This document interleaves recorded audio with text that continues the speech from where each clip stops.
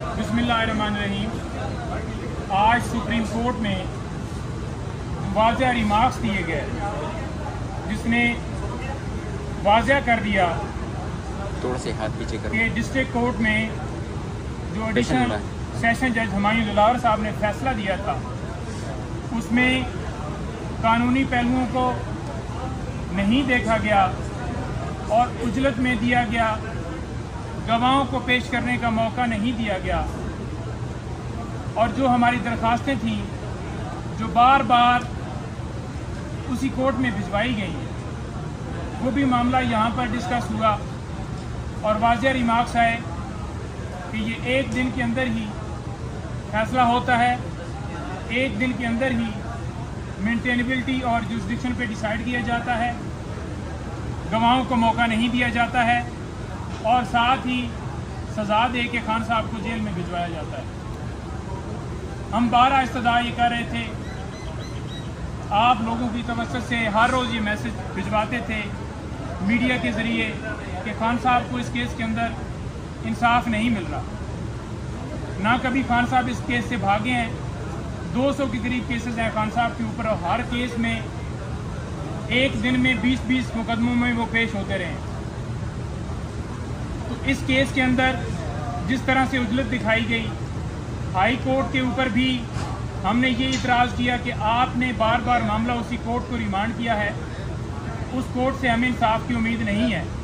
तीसरी दफ़ा उसी कोर्ट को भिजवाया गया और वहाँ पर हमें पूरा मौका नहीं दिया गया। आज सुप्रीम कोर्ट ने वाज़ेह कहा है कि इस्लामाबाद हाई कोर्ट कल इस केस के ऊपर फैसला करे और 2 बजे आप जो है यहाँ पर तशरीफ़ ले आएँ। आर्गूमेंट्स के दरमियान सारी बातें रखी गई। 120 दिन के अंदर ये कंप्लेंट फाइल होनी थी जो कि नहीं हुई।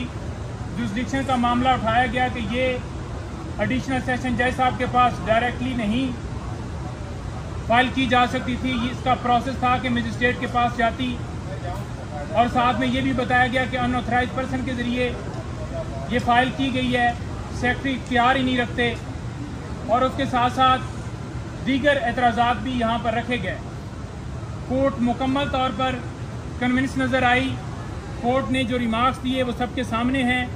इंशाअल्लाह हमें उम्मीद है कि कल खान साहब की इस मुकदमे में बेल होगी और ये जो मुकदमा झूठा बनाया गया जो कि टाइम बार्ड है, जिसके अंदर बहुत सारे लकूने हैं, ये मुकदमा जो है इसमें खान साहब बाइज़्ज़त बरी हों।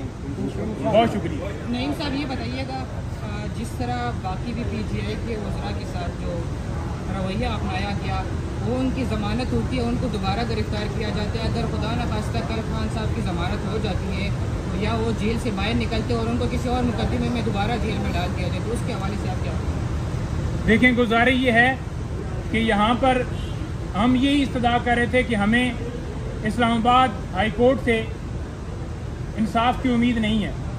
यानी कि ये पटिशन जो फाइल की गई उसमें ये इस्तदा की गई कि हमारे तमाम केसेस या लाहौर हाई कोर्ट में ट्रांसफ़र कर दिए जाएं या फिर पेशावर भेज दिए जाएं, क्योंकि जितनी दफ़ा हमने हाई कोर्ट से रिजू किया, चाहे टेरिन वाइट वाला केस हो, चाहे 9 मई के ऊपर गिरफ्तारी हो, चाहे तोशाखाना का केस हो, मेंटेनेबिलिटी का क्वेश्चन हो या दीगर दरख्वास्तें हों, हमें यहाँ से इंसाफ की उम्मीद नहीं है और हमारे केस सारे के सारे ट्रांसफ़र किए जाएँ।